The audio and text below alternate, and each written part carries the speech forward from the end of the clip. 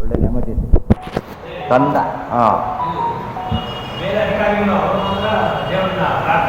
ನಮಗಿಂತ ಮೇಲಿನವ್ರು ಮಾಡಿರೋ ಸ್ತೋತ್ರವನ್ನು ಹೇಳಬೇಕು, ಗೊತ್ತಾಯ್ತಾ? ಎಳೆಯ ಸ್ತೋತ್ರ ಅವರು ಇವ್ರು ಮಾಡಿದ ಸ್ತೋತ್ರ ನಾವು ಹೇಳಬಾರ್ದು, ಇದೊಬ್ಬರಿಗೆ ಕೇಳಿಕೊಳ್ಳಕ್ಕೂ ಹೋಗಬಾರ್ದು. ಅದು ಭಾಳ ಮುಖ್ಯ. ಇದು ನಡೆಯೋದಿಲ್ಲ ಮಾತು ಕೆಲವು ಯಾವುದೇ ರೆಕಾರ್ಡ್ ನಮ್ಮ ಮಾತೆಲ್ಲ ನಡೆಯೋದಿಲ್ಲ ಅಲ್ಲೆಲ್ಲ ಅಂತ ಹೇಳ್ಬಿಡ್ತಾರೆ. ಅವರೇ ಹೇಳ್ತಾರೆ ಏನು ಉಪಯೋಗ ಇಲ್ಲ ಹೇಳಿ, ಬೇಕಾದ್ರೆ ಕೊಡ್ತೀರಷ್ಟೇ ಉಪಯೋಗ ಇಲ್ಲ ಅಂತ ಹೇಳಿ ಅವರೇ ಹೇಳ್ಬಿಡ್ತಾರೆ ಉಪಯೋಗ ಇಲ್ಲ. ಅವರ ಹತ್ರ ಹೋಗಿ ಅವ್ರ ಮಾತು ತಕ್ಷಣ ಕೇಳ್ತಾರೆ ಅಂತ ಸಜೆಸ್ಟ್ ಮಾಡ್ತಾರೆ. ಮತ್ತು ಆಚಾರ್ಯ ಹೇಳ್ತಾರೆ ಮುಂದೆ ಅದಕ್ಕೆ ಬಂದಿದ್ದು ಈ ಕತೆ ಬಂತಲ್ಲ, ಯಾರ್ದು ನಾಗರಾಜನ ಕಥೆ. ಯಜ್ಞ ಮಾಡ್ದ, ದೇವ್ರ ಪ್ರತ್ಯಕ್ಷನಾದ, ಏನು ಬೇಕು ಅಂತ ಕೇಳಿದ. ಆಗಾತ ಕೇಳ್ಕೊಂಡ. ನಮ್ಮ ಗುರುಗಳು ಕೇಳ್ತಾನೆ, ನಾನೇನು ಕೇಳೋದಿಲ್ಲ ಅಂತ ಅವಕ್ಕೆ ಹೇಳಿಸ್ಬಿಟ್ಟ. ಏನಂತ? ನಿನ್ನಂಥ ಮಗ ಬೇಕಂತ, ನಿನ್ನಂಥ ಮಗ ಬೇಕಂತ. ಆಗ ಪರಮಾತ್ಮ ಇದೇ ಮಾತನ್ನು ಹೇಳ್ತಾರೆ. ಅದೆಲ್ಲ ಕೊಡೋದಿಲ್ಲ, ನನ್ನಂತ ಇದೆ ನನ್ನ ಸಮ ಯಾರಿದ್ದಾರೆ ಕೊಡ್ಲಿಕ್ಕೆ ಸಾಧ್ಯನೇ ಇಲ್ಲ. ಆದರೆ ನೀವು ಕೇಳಿದ್ದೀರಿ ಇಲ್ಲ ಅಂತ ಹೇಳೋದಕ್ಕಾಗೋದಿಲ್ಲ, ಅದಕ್ಕೆ ನಾನೇ ಅವತಾರ ಮಾಡ್ತೀನಿ ಅಂತ ಹೇಳ್ಬಿಡ್ತಾರೆ. ನೀವು ಕೇಳಿದ್ರಿಂದ ಇಲ್ಲ ಅಂತ ಹೇಳೋದಕ್ಕಾಗೋದಿಲ್ಲ. ಈ ಪದಗಳೆಲ್ಲ ಭಾಳ ಮುಖ್ಯ ಇದೆ. ಇದೆಲ್ಲ ದ್ವಾದಶೋತ್ತರ ಹೋದಾಗ ಅದೆಲ್ಲ ಚೆನ್ನಾಗಿ ಅರ್ಥ ಆಗುತ್ತೆ. ಯಾವುದೇ ವಿಷಯನ ಗಟ್ಟಿ ಮಾಡಿಕೊಡೋ ಶಾಸ್ತ್ರದ ಉದ್ದೇಶ.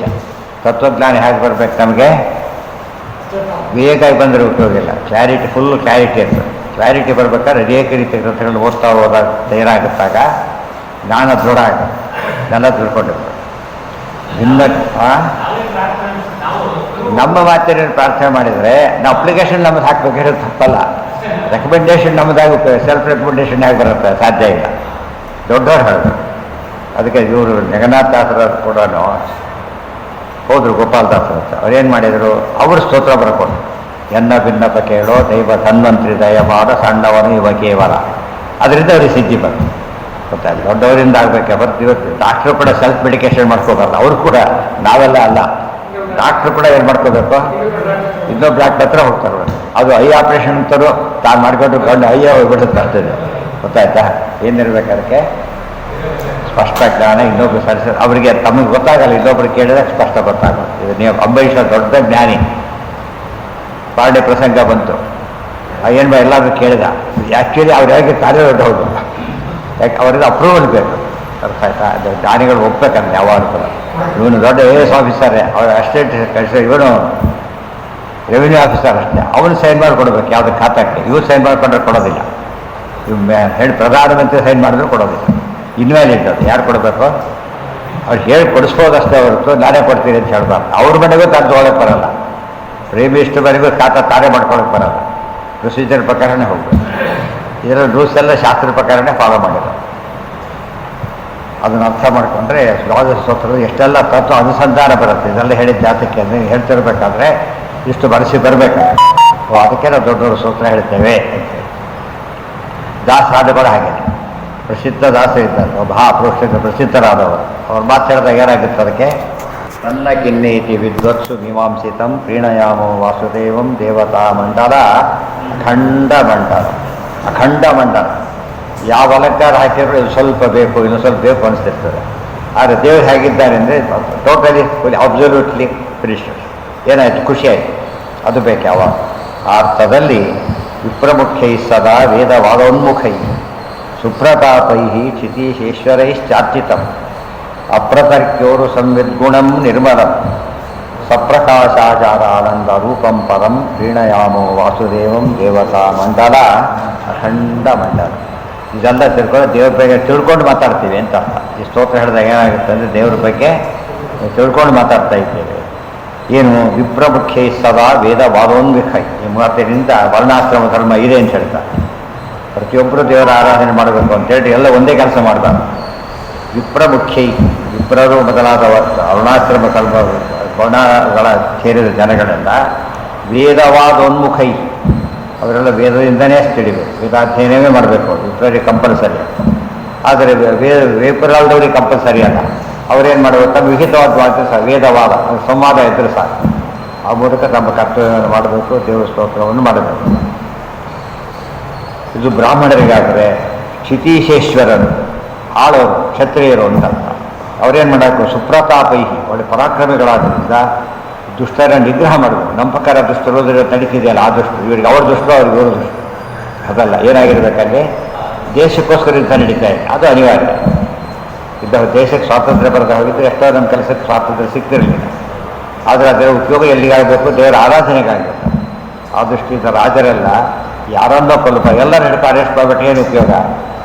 ಅಪರಾಧಿಗಳಿಂದ ಅಪಚಾರ ಅರೆಸ್ಟ್ ಮಾಡಬೇಕೆ ಹೊರತು ನಿರಪರಾಧಿಗಳನ್ನೆಲ್ಲ. ಅದೇ ರೀತಿಯೇ ಸುಪ್ರತಾಪ ಅಥವಾ ಭಾರಿ ಶಕ್ತಿ ಅಂತ ಕಂಡುಕೊಂಡವನು ಯುದ್ಧಕ್ಕೆ ಹೋಗಬಾರ್ದು, ಫೈಟ್ ಮಾಡೋಕ್ಕೆ ಹೋಗಬಾರ್ದು. ಮತ್ತೆ ತಪ್ಪಿದ್ದ ಕಾರಣಕ್ಕೆ ಅಕ್ಸೆಪ್ಟ್ ಮಾಡಬೇಕು. ನಾನು ದೊಡ್ಡವನನ್ನ ಕಾರಣಕ್ಕೆ ತಪ್ಪನ್ನು ಮುಚ್ಚಿಟ್ಕೊಳ್ಳೋಕೆ ಹೋಗಬಾರ್ದು, ಸಾಧನೆ ಮಾಡೋಕ್ಕೆ ಹೋಗಬಾರ್ದು. ಮಾಡಿ ಸರಿ ಅಂತ ಯಾರು ಹೇಳ್ತಾರೆ, ಅದು ಮೈ ದೊಡ್ಡ ಸಾಗುಡೆ ಬಂದಿರ್ತಾರೆ, ಅದು ಮೈಲಿಂದ ಮುಟ್ಬೇಡಿ ಅಂತಾರೆ. ನಾನು ಹೇಳಕ್ಕೆ ನೀನು ಯಾರು ಅಂತ ಕೇಳಿದ್ರೆ ಯಾರು ಅಂತ ಅದು ಯಾರು ಪ್ರಶ್ನೆ ಬರೋದಿಲ್ಲ.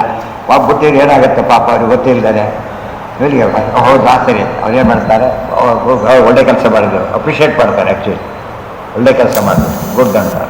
ಯಾಕೆ ಅದು ಅವರಿಗೆ ತಿಳ್ಕೊಂಡಿವಿ ಅಂತ ಅರ್ಥ ಅಲ್ಲ ಅವ್ರಿಗೆ, ಗೊತ್ತಾಯ್ತಾ? ನಾವು ಸರಿಯಾಗಿ ಮಾಡೋಕ್ಕೆ ಅನುಕೂಲ ಆಯಿತು. ಅನುಕೂಲ ಆಗೋದು ಬೇರೆ, ಉಪಕಾರ ಆಗೋದು ಬೇರೆ, ಅನುಗ್ರಹ ಆಗೋದು ಬೇರೆ. ದೊಡ್ಡವರಿಂದ ಏನೇ ಆದರೂ ಏನಂತ ತಿಳ್ಕೊಳ್ಬೇಕದನ್ನು ಅನುಗ್ರಹ. ಸಮಾಜದಿಂದ ಏನೇ ಆದರೂ ಕೂಡ ಅದು ಪ್ರೀತಿ ಸ್ನೇಹ. ಚಿಕ್ಕವರಿಂದ ಆದರೆ ಗೌರವ, ಏನು ಸಂತಾನ ಇರುತ್ತೆ. ಇದೆಲ್ಲ ಇದ್ದಾಗ ಪ್ರತಿ ದಿವಸದ ಪ್ರತಿ ಆ್ಯಕ್ಟಿವಿಟಿಯಲ್ಲೂ ಕೂಡ ಏನಿರಬೇಕು, ಆ ರೀತಿ ಚಿಂತನೆ ಇರ್ತದೆ.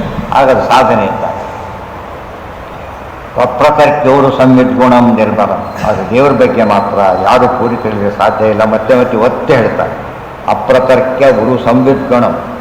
ದೇವರ ಗುಣಗಳನ್ನು ತರ್ಕದಿಂದ ವಿಚಾರ ಮಾಡೋಕ್ಕೆ ಹೋಗಬೇಡಿ, ತರ್ಕದಿಂದ ವಿಚಾರ ಮಾಡೋಕ್ಕೆ ಹೋಗಬೇಡಿ. ಊರಿಗೆ ಯಾರೋ ಬರಿಗೆ ಎಷ್ಟೊತ್ತಿ ಬರ್ತಾರೆ, ಯೋಚನೆ ಮಾಡ್ಕೊಂಡು ತಿಳಿಯೋ ವಿಚಾರ ಅಲ್ಲ. ಏನು ಕೇಳಬೇಕು ಅವನು, ಯಾವ ಬಸ್ ಹೊರಟಿದ್ದಾನೆ, ಹೇಗೆ ಟ್ರೈನು ಫ್ಲೈಟು ಎಲ್ಲ ಕೇಳ್ತಾರೆ. ಹಾಗಿದ್ದರೆ ಶಕ್ತಿ ಬರ್ಬೋದು. ಅದು ಸಿಕ್ಕಿದ್ರೆ ಅಷ್ಟೇ ಹೊರತು ಬರೀ ತರ್ಕ ಮಾಡಕ್ಕೆ ಬರೋದಿಲ್ಲ. ಇವ್ರಿಗೆ ಎಷ್ಟು ತರ್ಕ ಫಲ ಬರದೇ ಇರ್ಬೋದು ಪೂರ್ತಿ ಅವರು. ಅದೆಲ್ಲ ತರ್ಕ ಮಾಡಬಾರ್ದು. ಯಾವುದು ಗೊತ್ತಿಲ್ಲ ಅದನ್ನು ಚಿಕ್ಕವನು ಕೇಳಿಯೇ ತಿಳಿದು, ಚಿಕ್ಕವರು ಅಂತೂ ಬಿಡ್ಲಿಕ್ಕೆ ಹೋಗಬಾರ್ದು. ಇದೆಲ್ಲ ಯೋಚನೆ ಮಾಡೋದಕ್ಕೆ ಒಂದೊಂದು ಮಾತುಗಳು ಮುಖ್ಯ. ಅಪ್ರತರ್ಕ್ಯ ದೇವರ ಬಗ್ಗೆ ಗುಣಗಳನ್ನು ಸಾಕಷ್ಟು ಹೇಳ್ತಾರೆ. ತರ್ಕ ಮಾಡ್ತಾ ಕೊಡಬೇಡಿ. ನರ ಸಿಂಹ ಹೇಗಿರ್ಲಿಕ್ಕೆ ಸಾಧ್ಯ ಇಲ್ಲ, ನರ ಇರಬೇಕು, ಸಿಂಹ ಇರಬೇಕು. ನರಸಿಂಹ ಹೇಗಿರ್ತಾನೆ, ತರ್ಕ ಮಾಡಕ್ಕೆ ಹೋಗಬಾರ್ದು. ದೇವರು ಎಂಬ ಕಾರಣಕ್ಕೆ ಹಾಗಿರ್ತಾರೆ. ಯಾರದೋ ಬಗ್ಗೆ ಹೇಳಿದ್ರೆ ಹೇಗಿರ್ತಾರೆ ಅಂತ ಕೇಳಬೇಕು, ಆದರೆ ದೇವರ ಬಗ್ಗೆ ಕೇಳಬಾರ್ದು. ಪರಮಾತ್ಮ ಕುದುರೆ ರೂಪದಲ್ಲಿ ಬರ್ತಾನೆ. ರಾಕ್ಷಸ ಇದ್ದಾನೆ, ಅವನು ಕುದುರೆ ರೂಪದಲ್ಲೇ ಬಂದ. ಕಂಸರ ಕೃತ್ಯ ಪರ್ವತ ಕೊಂಡು ಹಾಕಿದವನು.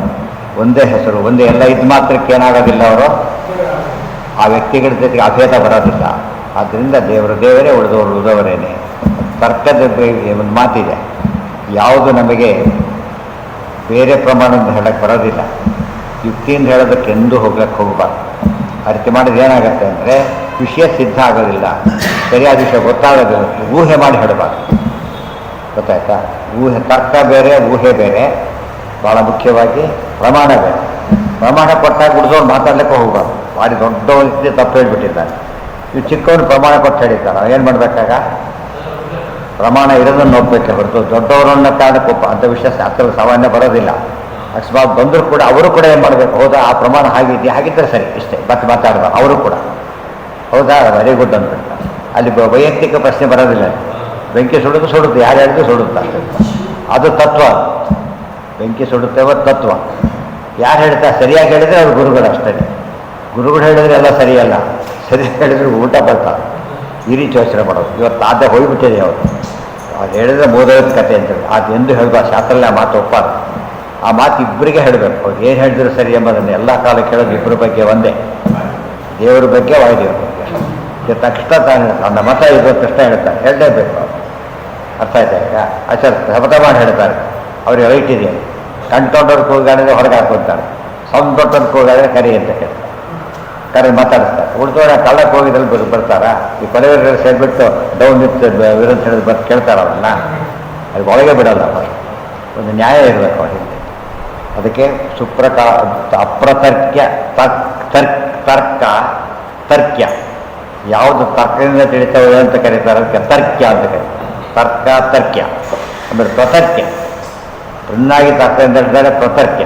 ದೇವರು ಎಂಥ ತರ್ಕ ಮಾಡಿದರೆ ತಡೆಯೋದಿಲ್ಲ. ಆದ್ದರಿಂದ ಅಪ್ರತರ್ಕ್ಯ ಎಂದು ದೇವರ ಗುಣಗಳನ್ನು ಕೃಷ್ಣ ಒಂದು ಕೈಯಿಂದ ಗೋವರ್ಧನ ಎತ್ತಿದ, ಒಂದು ದಡ್ಕೊಂಡು ಅವ್ರು ಹೇಳೋದಿಲ್ಲ. ಅದೇ ಸಾಧ್ಯ. ಕೃಷ್ಣನ ಕಥೆ ಇದು, ನಮ್ಮ ಕಥೆ ಅಲ್ಲ ಇದು. ಕಿಟ್ಟಿದ್ದ ಕೇಳೋದಕ್ಕೆ ಹೋಗಬಾರ್ದು. ಮತ್ತು ಮಳೆ ಬಂದು ಎಂಥ ಮಳೆ ಬಂತು, ಆ ರೀತಿ ಯಾರೋ ನೀರು ಹಾಕಿದ್ದಾರೆ ಅಷ್ಟಕ್ಕೆ ಹೋಗಬೇಡ.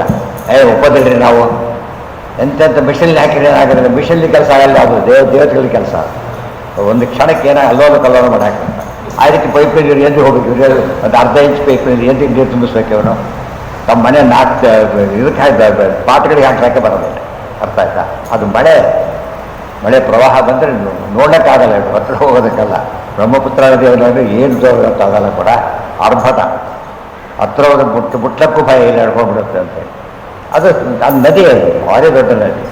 ಅದನ್ನು ಯಾವುದೋ ಸಣ್ಣ ಹರಿಯ ನೀರು ಕೊಡ್ಸಕ್ಕೆ ಬರೋಲ್ಲ. ಇಲ್ಲಿಂದ ಲೋಟ ನೀರು ಚೆಲ್ಲಿದ ಅಷ್ಟು ದೂರ ತಾವೇ ಹೋಗೋದಲ್ಲಿ ನಿಂತೋಗ್ಬಿಡುತ್ತೆ ಅಷ್ಟೇ. ತರ್ಕದಿಂದ ಮಾಡೋದೇ ದುರಭ್ಯಾಸ ಇವಾಗ. ನಾವು ಓದಿದ್ದೇವೆ ಅಂತ ತೋರಿಸ್ಕೊಡೋದಕ್ಕೆ ಲೌಕಿಕರಾಗಲಿ ಸಾಮಾನ್ಯವಾಗಿ ಏನು ಮಾಡ್ತಾರೆ, ತರ್ಕ ಮಾಡಿ ಹೇಳೋದಕ್ಕೆ ಹೋಗ್ತಾರೆ. ಹೇಳಬಾರ್ದು. ಪ್ರಮಾಣ ಇಲ್ಲದೆ ಹೋದರೆ ಮಾತಾಡಲಿಕ್ಕೆ ಹೋಗಬಾರ್ದು. ಪ್ರಮಾಣ ಕೊಟ್ಟ ಮೇಲೆ ಇವರು ಕೂಡ ಅಷ್ಟೇ ಒಪ್ಪಲೇಬೇಕು, ಬೇರೆ ದಾರಿ ಇಲ್ಲ. ಅದಕ್ಕೆ ಇದೆಲ್ಲ ದೇವರು ಎಷ್ಟು ಶಾಸ್ತ್ರಾರ್ಥ ಹೇಳ್ತಾ ದೇವ್ರ ಸ್ಮರಣ. ಇಂಥ ದೇವರು ಸಂತೋಷ ಪಡಿಸೋಣ ಅಂತ ಹೇಳೋದು. ಸೊ ABCD ಅಂತ ಮಾಡಿದರೆ ದೇವ್ರ ಬಗ್ಗೆ ಅದು ಸ್ತೋತ್ರ ಆಗೋದಿಲ್ಲ. ಅಪ್ರತರ್ಕ್ಯ ಗುರುಸದ್ಗುಣಂ. ಗುರುಸದ್ಗುಣಗಳು ಯಾವುದು ಅಂದರೆ ಬಂತಲ್ಲ, ದೇವರು ನಿತ್ಯದಲ್ಲೂ ದೇವರ ಆಕೃತಿ ಹೇಗಿದೆ ಗೊತ್ತಲ್ಲ, ಅದು ದೇವರ ಹಿರಿಮೆ. ಆದ್ದರಿಂದ ದೇವರ ಬಗ್ಗೆ ವಿಚಾರವನ್ನು ನಾವು ಇದೇ ವಿಷಯ ತಿಳಿಬೇಕಷ್ಟೇ ಹೊರತು ಹೇಗೆ ಅದಕ್ಕೆ ಏನು ಮಾತಾಡೋದು. ಅಪ್ರತರ್ಕ್ಯೋರು ಸಂವಿದ್ಗುಣಂ ನಿರ್ಮಲಂ ಸಪ್ರಕಾಶಾಚಾರ ಆನಂದ ರೂಪಂ ಪರಂ ಪ್ರೀಣಯಾಮೋ ವಾಸುದೇವಂ ದೇವತಾ ಮಂಡಲ ಅಖಂಡ ಮಂಡಲ. ಸಪ್ರಕಾಶ ಅಜರ ಆನಂದ ರೂಪಂ ಎಲ್ಲ ಆಧಾರ ಬೇಸ್ ಮಾಡ್ಕೊಂಡು ಆಚಾರ ಎಂಟ್ರಿ ಕೊಟ್ಟು ಮಾಡ್ಕೊಂಡು ಹೋಗಿ ನಡೆಯುತ್ತೆ ಅಂತೇಳಿ ನಡೀತು. ಹರಿದಾಸ ಸಾಹಿತ್ಯ ಮನೆ ಮುಟ್ಟಿಬಿಟ್ಟು ಆಚಾರ ಡೈರೆಕ್ಷನ್ ಹೋಗಿದ್ದಕ್ಕೆ ಅದು ಅತ್ಯಂತ ಆ ರೀತಿ ಇನ್ನೊಂದು ಸಾಹಿತ್ಯ ಬರ್ಲಿಕ್ಕೆ ಸಾಧ್ಯ ಇಲ್ಲ. ಯಾಕೆ ಗುಡದ ಎಷ್ಟೋ ಭಕ್ತಿ ಪಂಥಗಳಿಗೆ ಏನಿಲ್ಲ ಅಂದ್ರೆ ಬೇಸಿಸ್ ಇಲ್ಲ. ತಮ್ಮ ಭಕ್ತರು ಸುಮ್ಮನೆ ಅದಕ್ಕೆ ಅವ್ನು ಏನು ಹೇಳ್ಕೊಂಡು ಆಯ್ತು ಬಿಡ್ತಾರೆ ಗೊತ್ತಿಲ್ಲ, ಭಕ್ತ ಅಂತ ಹೆಸರು ಬರ್ತಾರೆ. ಇವ್ರದ್ದು ಹಾಗಲ್ಲ, ಫರ್ಮ್ ಅಂತ ತಿಳಿಸೋ ಬ್ಯಾಕ್ಗ್ರೌಂಡ್ ಇದೆ, ವೇದಾದಿಗಳ ಆಧಾರ ಇದೆ. ಆದ್ದರಿಂದ ಅಷ್ಟು ಮಹತ್ವ ಬರುತ್ತೆ. ಈ ಭಕ್ತಿ ಪಂಥಗಳು ಬೇಕಾದಷ್ಟಿವೆ, ಅದು ಒಂದೆರಡಲ್ಲ. ಅದು ಯಾವುದಕ್ಕೂ ಈ ರೀತಿಯಾದ ಒಂದೇನಿಲ್ಲ, ಬ್ಯಾಕಿಂಗ್ ಇಲ್ಲ, ಶಾಸ್ತ್ರಗಳ ಬ್ಯಾಕಿಂಗ್ ಇಲ್ಲ. ಅದು ಸ್ತೋತ್ರ ಒಂದು ಅದ್ಭುತ ಕೆಲಸ ಮಾಡಿ ಇವತ್ತವರೆಗೂ ಒಬ್ಬರು ಕೂಡ PhD ಮಾಡಿದವರು ಕೂಡ ಏನು ಗಮನಿಸಿಲ್ಲ. ದಾಸ ಸ್ತೋತ್ರ ಮತ್ತು ಹರಿದಾಸ ಸಾಹಿತ್ಯ ಅನ್ನೋ ವಿಷಯದ ಬಗ್ಗೆ ಒಬ್ಬರು ಯೋಚನೆ ಮಾಡಿ. ಪಶ್ಯತಾಂ ದುಃಖ ಸಂತಾನ ನಿರ್ಮೂಲನ. ಆಯ್ತಪ್ಪ, ದೇವರನ್ನು ನೋಡಿದ್ರೆ ಏನಾಗುತ್ತೆ, ಅವ್ರನ್ನ ನೋಡಿ ಕೆಲಸ ಆಗುತ್ತೆ. ಅವ್ರ ಪದ್ಧತಿ ಇದೆ, ಬರೀ ಏನೋ ಆಗುತ್ತೆ ನೋಡ್ಬಿಡು ಆಫೀಸರ್ನ ಏನಾಗುತ್ತೆ ನೋಡ್ಬಿಡು ಹೇಳಿ. ಗೊತ್ತಾಯ್ತಾ? ನೋಡ್ಬಿಟ್ರೆ ಎರಡು ಗ್ಯಾರಂಟಿ, ಕೆಲಸ ಆಗೋದು ಅದು ಆಗೋದ್ರಿಂದ ಅಂತ ಹೇಳೋದು. ಇಲ್ಲ ನೋಡಿ ಉಪಯೋಗ ಇಲ್ಲ. ಆ ರೀತಿ ನೋಡಿಬಿಡು. ಪಶ್ಚಾತ್ತಾಪ ಒಂದ್ಸತ್ತ ನೋಡು, ಏನಾಗುತ್ತೆ ಗೊತ್ತಾ? ದುಃಖ ಸಂತಾನ ನಿರ್ಮೂಲನ, ದುಃಖ ಸಂತತಿಯೇ ಹೋಗಿಬಿಡುತ್ತೆ. ಸುಮ್ಮನೆ ಅರ್ಥ ಮಾಡ್ಕೋಬಾರ್ದು. ದಿನ ಬ್ರಹ್ಮಸೂತ್ರ ಇದು. ಸಂಚಿತ ಕರ್ಮ ಪೂರ್ತಿ ಹೋಗುತ್ತೆ, ಪ್ರಾರಬ್ಧ ಅನುಭವಿಸ್ಬೇಕು, ಆಗಾಮಿ ರೇಪ ಎಲ್ಲ ಸೇರಿಸ್ಕೋಬೇಕು. ಅದನ್ನ ನೋಡೋದು ನಿರ್ಮೂಲನ ಅಂತ ಅಷ್ಟೇ ಹೇಳ್ಬೇಕು. ಅವರೇ ಬರೆದ ಗ್ರಂಥ ಇದೆಯಲ್ಲ, ಈಗ ಯಾರದೂ ಅಲ್ಲ, ತಮ್ಮದೇ ಗ್ರಂಥ ಇದೆ. ನೋಟ್ ಕೊಟ್ಟಿದೆಯಲ್ಲ, ಅದನ್ನು ಓದ್ಕೊಂತ ನೋಡಿದ ತಕ್ಷಣ ತಿರುಪತಿ ನೋಡ್ದಾಗ ಹೋಗ್ಲಿಲ್ಲ. ಯಾಕಂದ್ರೆ ಇದು ಅವ್ರು ಹೇಳಿದ್ದು ಪ್ರತಿಮೆ ನೋಡಿದ್ರೆ ಅಂತ ಹೇಳಿಲ್ಲ. ಇದು ನಿಜವಾದ ಪ್ರತಿಮೆ ಅಲ್ಲದೆ ರೂಪನೇ ಏನಾಗಬೇಕಾಗಿತ್ತು, ಇದೆಲ್ಲ ಫಲ ಕಾಣಬೇಕಾಗಿತ್ತು. ಕಾಣ್ತಾ ಇಲ್ಲ ಆದ್ರಿಂದ ಅದು ಪೂಜೆಯಲ್ಲಿ ತಪ್ಪು ಅಂತಲ್ಲ, ದರ್ಶನ ತಪ್ಪು ಅಂತಲ್ಲ. ಬಟ್ ನೋಡ್ಬೇಕಾದ ರೂಪ ನೋಡಿ, ಬಿಂಬರೂಪನೇ ನೋಡ್ಬೇಕು, ಅಲ್ಲಿವರೆಗೂ ಇಲ್ಲ. ಇಲ್ಲಿ ರೂಪಂ ಅಂತ ಬಿಂಬರೂಪ ಅಂತಾನೆ ಅರ್ಥ. ಪಶ್ಯತಾಂ ದುಃಖ ಸಂತಾನ ನಿರ್ಮೂಲನ, ದುಃಖ ಸಂತಾನ ಮೂಲನ ನಿರ್ಮೂಲನ ಪದ ಉಪಯೋಗಿಸುತ್ತಾರೆ. ತಾಪತ್ರಯೋನ್ಮೂಲನ ಭಾಗವತದ ವಾಕ್ಯ ಹಾಗೆ ಉಪಯೋಗಿಸ್ತಾರೆ. ಆಚಾರ್ಯ ಏನೇ ಉಪಯೋಗಿಸಿದ್ರು ಏನಾಗಿರ್ಬೇಕಾದ್ರೂ ಮೂಲದಲ್ಲಿ ಬಂದಿರಬೇಕು. ಹುಡುಕ್ತಾ ಹೋದಂತೆ ಅವ್ರ ಪ್ರತಿ ಮಾತಿಗೂ ಸಪೋರ್ಟ್ ಸಿಗ್ಲಕ್ಕೆ ಹೋಗುತ್ತೆ. ಅಂಥ ಸೇತುವನಾಗಿರೋದು ಭಾಳ ಇಮ್ಯಾಜಿನ್ ಮಾಡಕ್ಕೂ ಬರೋದು. ದೃಶ್ಯತಾಮಿತಿ ಅಜಯ ಶಾಸ್ತ್ರಿತಂ. ನೋಡಿ ನೋಡಿ ಅಂತ ಎಲ್ಲರೂ ಹೇಳ್ತಾರೆ. ಯಾರು ನೋಡಿ, ನಮ್ಮನ್ನ ಯಾಕೆ ನೋಡ್ತೀರಿ, ಅವರು ನೋಡಿ ಅಂತ ಹೇಳ್ತಾರೆ. ಯಾರನ್ನ? ಯಾವ ಬ್ರಹ್ಮದೇವರನ್ನ ನೋಡಿದ್ರೆ ಅಪರೋಕ್ಷ ಜ್ಞಾನ ಬಂತು, ಮುಖ್ಯ ಆಗುತ್ತೆ ಅಂತ ಹೇಳಿದ್ರೆ ಹಿರಣ್ಯಕಶಿಪು ಎಲ್ಲ ಅಲ್ಲಿ ಹೋದವ್ರೆ. ಉಪಯೋಗ ಆಯ್ತು ಅವ್ರಿಗೇನಾದ್ರು? ಹೊರ ಕೂಡ ಎಷ್ಟು ದಿವಸ ನಡೀಬೇಕು ಅಷ್ಟು ನಡೀತಾ ಹೊರತು ಮುಂದೆ ಮಾಡೋಕ್ಕಾಗಲಿಲ್ಲ. ಬ್ರಹ್ಮದೇವರೇ ಇನ್ನು ಇಂದ್ರಾದೇವತೆಗಳು ಅಂತ ಹೇಳೋದಕ್ಕೆ ಸಾಧ್ಯ ಇಲ್ಲ. ದೇವರು ಹಾಗಲ್ಲ. ಯಾವಾಗ ಕಂಡ್ರು ಎರಡು ಪಿಶಾಚಿಗಳು, ಕಂಠಕರಣ ಎರಡು ಪಿಶಾಚಿಗಳು ಅಷ್ಟೇ. ಕೃಷ್ಣನ ಕಂಡ್ರು, ಏನಾಯ್ತು ಅವರಿಗೆ? ಆ ಕ್ಷಣಕ್ಕೇನೆ ಮುಟ್ಟಿದ. ಏನಾದರೂ ದಿವ್ಯ ವಿದ್ಯಾರ್ಥಿ, ಒಳ್ಳೆ ಗಂಧರ್ವ, ಒಳ್ಳೆ ಸ್ವರೂಪವನ್ನು ಕೊಟ್ಟ. ಇವಾಗ ಬಂದ ನೋಡೋಗ್ಬಿಟ್ರೆ ಆ ಕಡೆ. ಇಲ್ಲವರು ಅರೆಸ್ಟ್ ಮಾಡಿ ಪೊಲೀಸ್ ವ್ಯಾನ್ ಹಚ್ಕೊಂಡು ಹೋಗುತ್ತಾರಲ್ಲ, ಪೊಲೀಸ್ ವ್ಯಾನ್ ಹಚ್ಕೊಂಡು ಹೋದಾಗಲ್ಲ. ದುಷ್ಟರೆಲ್ಲ ಏನ್ ಮಾಡ್ತಾರೆ, ಯಮದೂತರು ಅದೇ ಕೆಲಸನೇ ಮಾಡೋದು. ಅಲ್ಲಾದ್ರೂ ಹಾಕೊಂಡು ಹೋಗ್ತಾರೆ. ಅದಕ್ಕೆಲ್ಲ ಅರ್ಥ ಮಾಡಿಕೊಂಡ್ರೆ ಇದಿಷ್ಟು ಜ್ಞಾನ ಇದ್ದು ಆಗ ಸ್ತೋತ್ರ ಹೇಳಿದಾಗ ಏನಾಗುತ್ತೆ ಅಂದ್ರೆ ಪೂರ್ಣ ಎಂಜಾಯ್ ಮಾಡ್ಕೊಂಡು ಹೇಳಕ್ ಬರುತ್ತೆ. ಇದಾಗುತ್ತೋ ಇಲ್ಲೋ, ಹೋಗುತ್ತೋ ಇಲ್ಲೋ ಅಂತ ಆದ್ರೆ ಉಪಯೋಗ ಇದೆ. ಪಶ್ಯ ಏನದು ನಿಶ್ಚಯ ಅಂತ. ಪಶ್ಯ ಏನ್ ಡಿಫೆಂಡ? ಅಲ್ಲ, ದೃಶ್ಯ ಪಶ್ಚಾತ್ತಾಪ ನೋಡಿದವ್ರಿಗೆ ಆಗುತ್ತೆ ಅಂತ ಇವ್ರು ಹೇಳಿದ್ರು. ನೋಡಿ ನೋಡಿ ಅಂತ ಅವ್ರು ಹೇಳ್ತಾ ಇದ್ದಾರೆ. ಅದಕ್ಕೇನೆ ನಮ್ಮತ್ತೆ ಯಾಕ್ರಿ ಬಂದ್ರಿ ಅಲ್ಲಿ ಹೋಗಿ ನೀವು ಅಂತ ಕೇಳ್ತಾರೆ. ಅರ್ಥ ಆಯ್ತಾ? ದೃಶ್ಯತಾಂ ಇತಿ ಅಜೇಶ. ಅಜ ಅಂದ್ರೆ ಬ್ರಹ್ಮದೇವರು, ಈಶ ರುದ್ರದೇವರು ಅವರು ಹೇಳ್ತಾರೆ. ಹೇಳಿದ್ರು ಅವರು ಗಂಟಾಕರ್ ಪಿಶಾಚಿಗಳು ಭಾರಿ ಎಷ್ಟು ಸ್ತೋತ್ರ ಮಾಡಿದ್ದಕ್ಕೆ ಅವ್ರು ಹೇಳಿದ್ರು, ಗಂಟೆ ಕರ್ಕೊಂಡಿದ್ರು. ದೇವರಾರಾಧನೆ ತಾವು ಮಾಡೋದಲ್ಲ, ನಾಮಾಚರ ತಾವು ಮಾಡೋದು. ರುದ್ರವ್ರು ಮಾಡಿ ಕಿವಿ ಬೀಳಬಾರ್ದು. ಏನ್ ಮಾಡ್ಕೊಂಡಿದ್ರು ಅವರು? ಗಂಟೆ ಕಡ್ಲಿಗೆ ಮಾಡ್ತಿದ್ರು. ರುದ್ರದೇವರು ಪ್ರತ್ಯಕ್ಷರ ಏನು ಬೇಕು ಅಂದ್ರೆ ಮುಕ್ತಿ ಬೇಕು, ಮುಕ್ತಿ ಕೊಡೋ ದೇವರು ನಾನಲ್ಲ ಅಂತ ಹೇಳ್ಬಿಟ್ಟು ಸುಮ್ಮನೆ ಆಗ್ಲಿಲ್ಲ. ಯಾರು ಹಾಗಿದ್ದಾರೆ? ವಿಷ್ಣು ಕೊಡ್ತಾರೆ. ಆಗ ಎಷ್ಟು ದುಃಖ ಆಯ್ತು ಗೊತ್ತವರಿಗೆ. ಯಾರು ಮುಕ್ತಿ ಕೊಡೋದಕ್ಕೆ ಅಷ್ಟು ದ್ವೇಷ ಬರ್ಬೇಕು, ಈಗ ಕೊಡಿ ಅಂತ ಕೇಳಿ ಏನಾಗ್ಬೋದು? ಇಲ್ಲ, ಕೊಡ್ತಾರೆ ಹೋಗ್ರಿ ಅಂತ ಕೇಳ. ಎಲ್ಲಿದ್ದಾನೆ ಈಗ? ಅಲ್ಲಿದ್ದಾನೆ. ಅಲ್ಲಿಗೆ ಹೋಗಬೇಡಿ, ವೈಕುಂಠಕ್ಕೆ. ಇಲ್ಲಿಗೆ ಬಂದಿದ್ದಾರೆ. ಯಾಕೆ? ಅಜರಾಮರ ಪರಮಾತ್ಮ ರೂಪರುಗಳು ಭೇದ ಇಲ್ಲ. ಸರ್ವ ದೇಶೇಶು ಕಾಲೇಶು ಸಯೇಕ ಪರಮೇಶ್ವರ. ಹೌದು, ಕೃಷ್ಣ ಗೊತ್ತಿಲ್ಲ ಅವ್ರಿಗೆ, ಕತೆ ಗೊತ್ತಲ್ಲ. ಇದರಲ್ಲೇ ಕುತ್ಕೊಂಡ್ರು, ಅರ್ಕದಿಂದ ಅದ್ರ ಬದಿರೆಯಲ್ಲೇ ಕುತ್ಕೊಂಡ್ರು. ಪಕ್ಕದಲ್ಲೇ ಕೃಷ್ಣರು ಕೂತಿದ್ದಾರೆ, ತಾವು ಕುತ್ಕೊಂಡಿದ್ದಾರೆ. ಮಾತಾಡ್ತಾ ನಿಮ್ದು ಯಾವ ಬದಲೇ ಮಾತಾಡ್ತಾರೆ. ಮತ್ತೆ ಕೃಷ್ಣ ಅಂತ ಗೊತ್ತಿಲ್ಲ. ಕೃಷ್ಣ ನೋಡಕ್ ಬಂದಿದ್ದೇವೆ, ಕೃಷ್ಣ ಮೋಕ್ಷ ಕೊಡ್ತಾ ಇರ್ತಾನೆ, ನೀನು ಮಾಡಿ ನಿಮಗೂ ಮೋಕ್ಷ ಸಿಗ್ತದೆ. ಯಾರಿಗೆ? ಕೃಷ್ಣಕ್ಕೆ ಹೇಳಿ ಬರ್ತಾನೆ. ನೋಡು ನೀವೇನ್ ಮಾಡಿ. ಹೌದಾ ಅಂತ ಕೃಷ್ಣಕ್ಕೆ ಹೇಳ್ತಾಳೆ. ನೀನು ಕಣ್ಮಿಸುವ ಧ್ಯಾನ ಮಾಡುತ್ತಾ ಇರ್ತಾರೆ. ಕಣ್ಮಿಸುವ ಅವರೇ ಕೃಷ್ಣನೇ ಕಾಣ್ತಾನೆ. ಆಗ ಎಷ್ಟು ತಪ್ಪು ಮಾಡಿದೆ ಅಂತ ಹೇಳೋದು, ಕೃಷ್ಣ ಮುಟ್ತಾನೆ, ಎಲ್ಲ ಪರಿಹಾರ. ಇದೆಲ್ಲ ಯೋಚನೆ ಮಾಡಿದರೆ ಇಲ್ಲಿ ಏನ್ ನಡೆದಿರುತ್ತೆ ಅದೆಲ್ಲ ಜ್ಞಾಪಕ ಬರ್ಬೇಕು. ದೃಶ್ಯತಾಂ ಆ ಕೃಷ್ಣ ನೋಡೋದ್ರಿ ಅನ್ಯಾಯ ನೋಡಕ್ ಬಂದಿರಿ ಅಂತ ಕೇಳಿದರು. ಇದಕ್ಕೆ ಅಜಯ ಶಾಸ್ತ್ರಿತ ಬ್ರಹ್ಮದೇವರು ಹಾಗೆ ಹೇಳಿ ಅಲ್ಲಿ ಹೋಗ್ಬೇಕು, ಇಲ್ಲಲ್ಲ. ಹಾ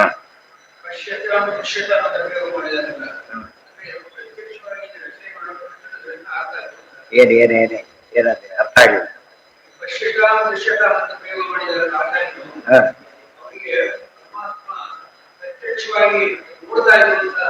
ಅಯ್ಯೋ, ಪ್ರಳಯ ಕಾಲದಲ್ಲೂ ನೋಡ್ತಾರೆ ಅಂತ ಹೇಳಿದಾಗ ಇದೆಲ್ಲ ಯಾವ ಲೆಕ್ಕ? ಪ್ರಳಯ ಕಾಲದಲ್ಲೂ ದೇವ್ರು ನೋಡ್ತಾರೆ, ಪ್ರಳಯ ಕಾಲದಲ್ಲೂ ನೋಡ್ತಾರೆ ಅಂದ್ಮೇಲೆ ಬರೀದಾಗಲೂ ದೇವ್ರ ಸ್ಟಾರ್ಟ್ ಎಂದಾಗ ಅಂತ ಕೇಳೋ ಕಾರಣನೇ. ದೇವ್ರು ನೋಡದೆ ಹೇಳೋದೇ ಇಲ್ಲ. ಯಾವಾಗ ದೇವ್ರು ನೋಡೇ ಮಾತಾಡೋದು, ದೇವ್ರು ನೋಡೇ ಇದು ಮಾಡೋದು, ಯಾವಾಗ 24 hours ನಾನ್ ಸ್ಟಾಪ್. ಆದ್ದರಿಂದ ಆ ಮಾತು ಸರಿಯಾಗಿದೆ, ಸಮಸ್ಯೆನೇ. ಉಳಿದವರಲ್ಲಿ ಎರಡೂ ಇದೆ. ಕಣ್ಣು ಹೇಳೋದು ಬೇರೆ, ಕಾಣದೇ ಇರೋ ಹೇಳೋದು ಬೇರೆ, ಎಲ್ಲ ಇದೆ. ಆದ್ರೆ ವಾಯುದೇವರವರೆಗೂ ಏನು ಮೇಲಿಂದ ಒಂದಾಗ ಏನಾಗತ್ತೆ ಅಲ್ಲಿ ನೋಡದೆ ಹೇಳೋದು ಸಾಧ್ಯನೇ ಇಲ್ಲ. ಅದೇ ಆ ದೃಷ್ಟಿಯಿಂದ ಆಚಾರ್ಯಂತ ಓದ್ತಾ ಇಲ್ಲ, ಓದ್ಬೇಕಾಗಿ. ಅವ್ರು ಹೇಳಿದ್ರೆ ಮುಗಿದೋಯ್ತು ಅಷ್ಟೇ. ಮತ್ತೆ ಹೇಳಿದ್ದಾರೆ ಜಡ್ಜ್ಮೆಂಟ್ ಅಂದ್ರೆ ನಾವೇನೋ ಡಾಕ್ಯುಮೆಂಟ್ ತೋರಿಸೋದಕ್ಕೆ ಕೇಳ್ತೀವಿ. ಹೋಗ್ಬಿಟ್ಟು ಅವರಿಗೆ ಹೇಳೋದೇ ಇಲ್ಲ. ಅಪೋಸಿಟ್ ಪಾರ್ಟಿಯವರು ಡಾಕ್ಯುಮೆಂಟ್ ತೋರಿಸೋದಕ್ಕೆ ಕೇಳೋದಿಲ್ಲ. ಯಾತಕ್ಕೆ ಅಂದ್ರೆ ಜಡ್ಜ್ ಹೇಳಿದ ಮುಗಿದೋಯ್ತು. ಅದು ಇದ್ರೂ ಉಪಯೋಗ ಇಲ್ಲ ಅದೆಲ್ಲ. ಅದು ಹೇಳಿ ಆಯ್ತು. ಆ ರೀತಿ ಜನ ಇವರು ನಮ್ಮಲ್ಲಿ ಹಾಗೆ ಆಗೋದಿಲ್ಲ. ಆಚಾರ್ಯ ಹೀಗೆ ಹೇಳಿದ್ದ, ಆಚಾರ್ಯ ಅದು ಇನ್ನಾರು ಹೇಳಿದ್ದಾರೆ ಅಂತ ಅದಕ್ಕೆ ಸಂಬಂಧ ಇದೆ ಯಾರು ಕೂಡ. ಅದು ಆ ತರ ಯೋಚನೆ ನಮ್ಮ ಸರಿಯಾಗಿ ಬರಬಾರ್ದು. ಫೈನ್. ಅವ್ರು ಹೇಳಿದ್ದಾರೆ ಅಂದ್ರೆ ಕಂಡು ಹೇಳ್ತಾರೆ. 24 ತಾಸು ದೇವರನ್ನು ಕಾಣ್ತಾರೆ, ಜಗತ್ತನ್ನು ಕಾಣ್ತಾರೆ, ಒಟ್ಟೊಟ್ಟಿಗೆ ಕಾಣ್ತಾರೆ ಎಲ್ಲ ಕೂಡ. ನಶ್ಯತಾಂ ದೂರಗಂ ಸರ್ವದಾತ್ಯಾತ್ಮಗಂ. ನಶ್ಯತಾಂ ದೂರಗಂ. ಯಾರು ನಶ್ಯ ಅದರ್ಶನೆ, ಯಾರು ದೇವರನ್ನು ಕಾಣೋದಿಲ್ಲ, ಗ್ರಂಥಗಳಲ್ಲಿ ಕಾಣೋದಿಲ್ಲ, ಎದುರಿಗೆ ಕಾಣೋದಿಲ್ಲ, ಅವರಿಗೆಲ್ಲ ದೂರ ಆಗ್ತಾ ಇರ್ತಾನೆ. ತಿಳಿದವ್ರಿಗೆ ಹತ್ರ ಆಗ್ತಾನೆ, ತಿಳಿದ ಇದ್ದವ್ರಿಗೂ ಆಗ್ತಾನೆ. ಪರೀಕ್ಷೆಗೆ ಓದ್ತಾ ಹೋಗಿದ್ದಾನೆ, ದುರಿತು ಎಷ್ಟೋ ಹೇಳ್ಕೊಂಡು ಹೋಗೋದಾಗೆ ಬರದ ಪಾಸ್ ಆಗ್ಬಿಟ್ಟು. ಇದೇ ಒಂದೇ ವರ್ಷಕ್ಕೆಲ್ಲ CA ಪಾಸ್ ಮಾಡಿದವರು ಇದ್ದಾರೆ, 1 ವರ್ಷಕ್ಕೆ 10-20 ವರ್ಷ ಪಾಸ್ ಮಾಡದೆ ಬಿಟ್ಟವರು ಇದ್ದಾರೆ. ಅದಕ್ಕೆ ನಶ್ಯತಾಂ ದೂರಗಂ ಸರ್ವದಾಪಿ ಆತ್ಮಗಂ. ಎಲ್ಲಾ ಕಾಲಕ್ಕೂ ನಮ್ಮ ಒಳಗೆ ಇದ್ದಾನೆ. ಪ್ರಹ್ಲಾದ ಹೇಳಿದ್ದು ಅದನ್ನೇ, ದೇವ್ರ ಪೂಜೆಗೆ ಎಲ್ಲಿ ಹುಡ್ಕೊಂಡು ಹೋಗಬೇಡಿ, ನಮ್ಮ ಒಳಗೆ ಇದ್ದಾನೆ. ಏನೋ ಕೊಂಡೋಕ್ ಹೋಗಬೇಡಿ, ಒಳಗಿಂದ ಬರ್ತೀನಿ. ಮಾನಸಿಕ ಕೊಡಿ ಸಾಕು. ಎಷ್ಟು ಸುಲಭ ದೇವರು ಅಂತ ಹೇಳ್ತಾರೆ. ದೃಶ್ಯತಾಂ ಸ್ವೇಚ್ಛೆಯ ಸಜ್ಜನೇ ಸ್ವಾಗತ. ಯಾರಿಗೂ ವಶ ಆಗೋದಿಲ್ಲ. ಹಿಂದೆ ಹೇಳಿದ್ರು ವಶಿ ಅಂತ, ಈಗ ಹೇಳ್ತಾರೆ ವಶ್ಯತಾಂ ಸ್ವೇಚ್ಛೆಯ ಸಜ್ಜನೇ ಸ್ವಾಗತ. ಸಜ್ಜನರಲ್ಲಿ ಮಾತ್ರ ಏನಾಗ್ತಾನೆ ಅಂದ್ರೆ ವಶನಾಗ್ತಾನೆ. ಅಂತೂ ಸೋತ ಅಂತ ಕೇಳಿದಿಲ್ಲ. ಸ್ವೇಚ್ಛೆಯ ತಂದೆ ಸಂಕಲ್ಪ, ತಂದೆ ಪ್ರೀತಿ ಹೊರತು ಬೇರೆ ಅಲ್ಲ. ತಾಯಿ ಮಾರ್ಕೆಟ್ಗೆ ಹೋದಾಗ ಸೀರೆ ಹಿಡ್ಕೊಂಡು ನಿಂತ್ಕೊಂಡ್ಬಿಡುತ್ತೆ ಮಗು, ಬಿಡಿಸ್ಕೊಳಕ್ ಆಗೋದಿಲ್ಲ ಅಂತ. ಆಗೋದಿಲ್ಲ ಬಿಡಿಸ್ಕೊಳಕ್ಕೆ. ಈಗ ಅಂದ್ರೆ ಮಗು ಅಲ್ಲಿ ಹೋಗಿ ಬಿಡುತ್ತೆ, ಇಟ್ಕೊಂಡು ಅದಲ್ಲ. ಅದನ್ನ ಬಿಡಿಸ್ಕೋಬಹುದು, ಏನ್ ಬಿಡಿಸಕ್ ಸಾಧ್ಯ ಇಲ್ಲ. ಮಗು ಇದು ಅಟ್ಯಾಚ್ಮೆಂಟ್ ಇದೆಯಲ್ಲ, ಅಲ್ಲೇ ಬಿಡಿಸಕ್ಕಾಗಲ್ಲ. ನಾ ಬರೋದಿಲ್ಲ, ಹೋಗಿ ಕೂಸ್ ಬಿಡ್ತಾ ಕಳಿಸ್ಬಿಡ್ತಾರೆ. ಅದು ಶಕ್ತಿ. ಅದು ಶಕ್ತಿ ಯಾವುದು ಅಂದ್ರೆ ಅವರ ಭಕ್ತಿನೇ ಶಕ್ತಿ. ಅದು ಭಕ್ತರಿಗೆ ಆ ಒಂದು ಧೈರ್ಯ ಇರುತ್ತೆ. ಪಶ್ಚಾತ್ತಾಂ ಸ್ವೇಚ್ಛೆಯ ಸಜ್ಜನೇ ಸ್ವಾಗತ. ಪ್ರೀಣಯ ನೋಡಿ, ಬರೀ ಸಂಸ್ಕೃತ ಬಂದು ಅರ್ಥ ಹೇಳೋದೆಲ್ಲ ಬೇರೆ, ಅರ್ಥ ಯಾರಿಗೆ ಕೊಟ್ಟು ಅದೇ ಅರ್ಥ, ಬೇರೆ ಅರ್ಥ ಹೇಳಕ್ ಬರೋದಿಲ್ಲ. ಆದ್ರೆ ಶಾಸ್ತ್ರ ಬಂದಾಗ ಆ ಹೇಳೋ ಅರ್ಥ ಪೂರ್ತಿ ಬೇರೆ ಆಗಿದೆ. ಟೆಕ್ನಿಕಲಿ ಹೇಳಿದಾಗ ರೀತಿನೇ ಬೇರೆ. ಪ್ರೀಣಯಾಮೋ ವಾಸುದೇವಂ ದೇವತಾ ಮಂಡಲ ಅಖಂಡ ಮಂಡಲ ಅಗ್ರಜಂ ಯಶ ಸತ್ಯ ಅಗ್ರಂ ಅಲ್ಲಿ ಇರಲಿ. ನಾಳೆ ದಿವಸ ಅದನ್ನು ನಾಳೆ ಅಂದ್ರೆ ನಾಳೆ ಸರಿಯಾಗಿ ಅರ್ಥ ಮಾಡ್ಕೋಬೇಕಿಲ್ಲ. ಇಂಥ ದೇವ್ರನ್ನ ಬಲಿಸ್ತಾ ಇದ್ದೇವೆ ನಾವೀಗ, ಎಲ್ಲಿ ಕೂತಿದ್ದೇವೆ, ಯಾರು ನೋಡ್ತಾ ಇದ್ದೇವೆ, ಅದೆಲ್ಲ ಫುಲ್ ದೇವ್ರ ಪೂಜೆ ಮಾಡ್ತಿರ್ತಾರೆ ಸ್ವಾಮಿಗಳು, ಹತ್ತಿ ಹೊಡ್ತಾ ಕೂತ್ಬಿಟ್ಟಿರ್ತಾರೆ ಎಲ್ಲ ಕೂಡ. ಗೊತ್ತಾಯ್ತಾ? ಇನ್ನು ಮಂಗಾರತಿ ಮುದೆ ಎಲ್ಲ ಊಟ ಗೊತ್ತಾಗ್ತಾ ಇದೆ, ಹಾಗೆಲ್ಲ ಇರುವ ಅಲ್ಲಿ ಹೋಗಿ ಪಾಪ ಪುಣ್ಯ ಬರೋದಿಲ್ಲ. ಏನಿರ್ಬೇಕಲ್ಲಿ ಒಬ್ಬರು ಸೈಲೆನ್ಸ್ ಇರಬೇಕು, ಆ ಕಡೆ ಗಮನ ಕೊಡಬೇಕು. ಎಷ್ಟೋ ಸತ್ ಹೇಳ್ತಾರೆ ಪೂಜೆ ಮಾಡ್ಲಿಕ್ಕೆ ಆಗದೆ ಇದ್ದವರು, ಗೊತ್ತಾಯ್ತಾ, ದೊಡ್ಡವರು ಪೂಜೆ ಮಾಡೋದು ನೋಡ್ಬಿಟ್ಟು ಪೂಜೆ ಮಾಡೋದು ಪುಣ್ಯ ಬರುತ್ತೆ ಅಂತ ಹೇಳ್ತಾರೆ. ಅದು ಇನ್ನು ಅದಕ್ಕೆ ದರ್ಶನಕ್ಕೆ ಯಾಕೆ ಹೋಗ್ತಾರೆ ಅಂದ್ರೆ ಹೋಗೋರಿಗೆ ಗೊತ್ತಿಲ್ಲ. ಅದಕ್ಕೇನೆ ಎಷ್ಟೋ ಸತ್ಯ ಲೇಟಾಗಿ ಹೋಗ್ಬಿಟ್ಟು ತಿಳ್ಕೊಬೇಡ. ಸ್ವಲ್ಪ ಪೂಜೆ ಆಗ್ತಾ ಇದೆ, ಆಮೇಲೆ ಟೈಮ್ ಇಲ್ಲ ಪಂಚಪೂಜೆಗೆಲ್ಲ, ಆಗ ದೂರ ಕುತ್ಕೊಂಡು ಪೂಜೆ ನೋಡ್ತಾ ಪೂಜೆ ಮಾಡ್ತಾ ಮುಗಿಸ್ಬಿಡ್ತಾರೆ ಒಟ್ಟಿಗೆ. ಗೊತ್ತಾಯ್ತಾ? ಯಾವ್ದೋ ಕಾರಣಕ್ಕೆ ತೀರ ವೃದ್ಧರು ಮಾಡಕ್ಕೆ ಆಗ್ತಾ ಇಲ್ಲ, ಪೂಜೆ ನೋಡ್ಬಿಟ್ರು ಏನ್ ಬಂದಾಗ ಪೂಜೆ ಮಾಡಿ ಪುಣ್ಯ ಬರುತ್ತೆ. ಆ ಮಾತನ್ನ ಪದ್ಯವಾದ ಯಾಕೆಂದ್ರೆ ಹೇಳ್ತಾ ಅವನ್ನೆಲ್ಲ. ಇದು ಎಲ್ಲರಿಗೂ ಕಾರಣ ಪೂಜೆ ಮಾಡ್ಬೇಕು, ಬರೀ ತೀರ್ಥ ಕೊಟ್ಟರೆ ಸಾಕಲ್ಲ, ಎಲ್ಲರಿಗೂ ಕೂಡ ಕಾರಣ ಮಾಡೋ ಉದ್ದೇಶ ಅದೇ.